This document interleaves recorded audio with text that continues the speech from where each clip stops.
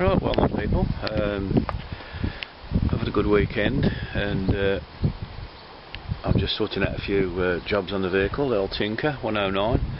One of the vehicle bits and pieces I needed doing was pull-out towing hitches.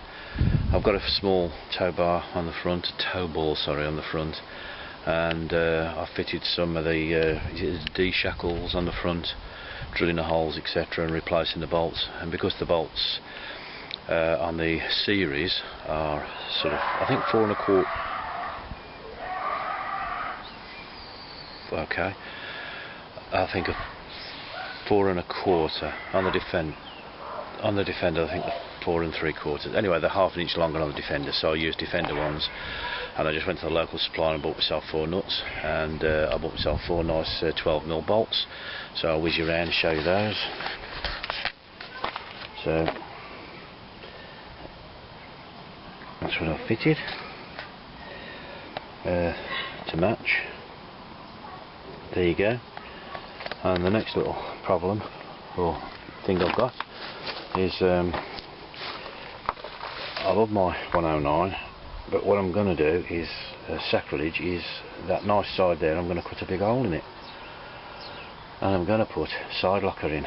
I'm going to put side lockers in both sides. So I'll take you through the process. I still look at it and thinking I must be mad, but it'll keep the weight load down. It'll give me extra space, which is, you all know, is not used. There's a vast void behind there, and the lockers I've just purchased and they've arrived now, so I might be able to get this one taped up and cut, and I'll take you through the process in a moment. I'll catch you all in a bit. Cheers. That's a rough idea of the toe marks. I've allowed a little bit now. I'm going to get a square and pencil and mark it out now. You have a little bit of an instruction which is there. It's very basic. In other words, they give you the hole and the sizes. You'll find that on a Series 3 you'll see where the rivets go, and then they clip along here, so evidently you've got to be below that. My only concern is the sill, the join at the sill here, and it's supposed to come down and overlap that little bit of a sill, but hopefully the cut line will be above that. Well, it'll have to be, and I'll check on the inside to make sure that this bracing here is where it's going to sit. So I'll make sure that it'll sit on there, because on the Defender you have a spare bracket to put on, but it looks like on a 109 it will sit on these two, this one and that outrigger, cleaned up. The box looks bigger than a bleeding hole, but we'll see how we go. Whoops. Cheers folks. Well, that took 2 minutes, and as you can see, a big hole. But at least this way you can measure and see how far you got in there, and that's what I'm going to do. So I'll bring you back in a bit. Whew, dear me, that was painful. Right, as you can see, that is the whole cut, and what of course you don't realise is that you have to cut through the sill with a little tiny piece there, and you end up with a gap at there, which you can see, which is floppy joes. And hopefully the integrity of the box, which I've slipped in gently, and it does go, but I've just got a bit of adjustment. So you'll have a square piece here. They don't tell you that on the old fixings etc, but you can't get any further over here because you have the slope and a nut and bolt there. I've gone as high as I possibly can within about 2mm. The box will fit in. I've just got to clean that outrigger up, and then there's an L-shaped bracket supplied which you fit to this cross member here, outrigger sorry, which I'll clean and tidy up because it's got just what's the name on it, and I'll put that in. So in theory that's about ready to go.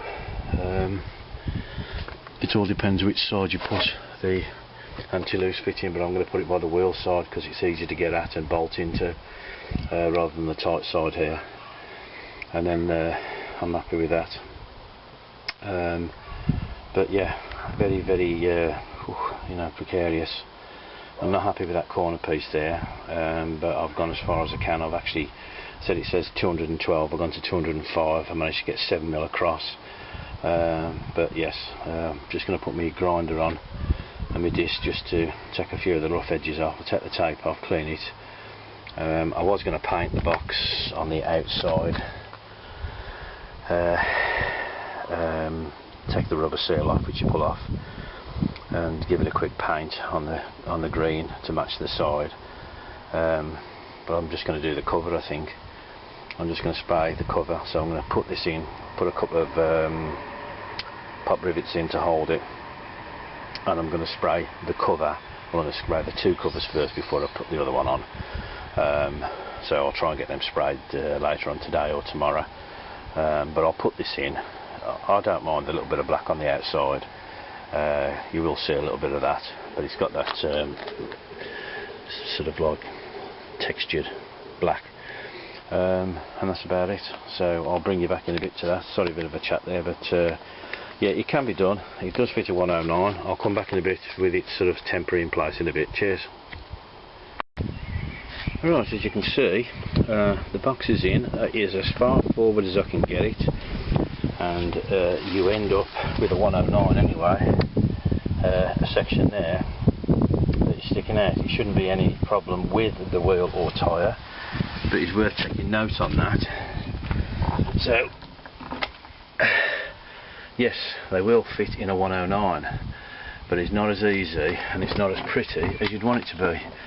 I've put a bit of white at the top here because in the tub in the back there is two bracing strips, and I'm not removing them, I'm not bending the shit out of them, but this goes up as far as I can to that, and so the only other way of removing the two bracing strips down there, and then you may then get this fitting flush at the top. But as far as I'm concerned, I'll put that bit of white there, and what I'm going to do is get a little tiny paintbrush, mark that off, and paint that green with a little tiny paintbrush.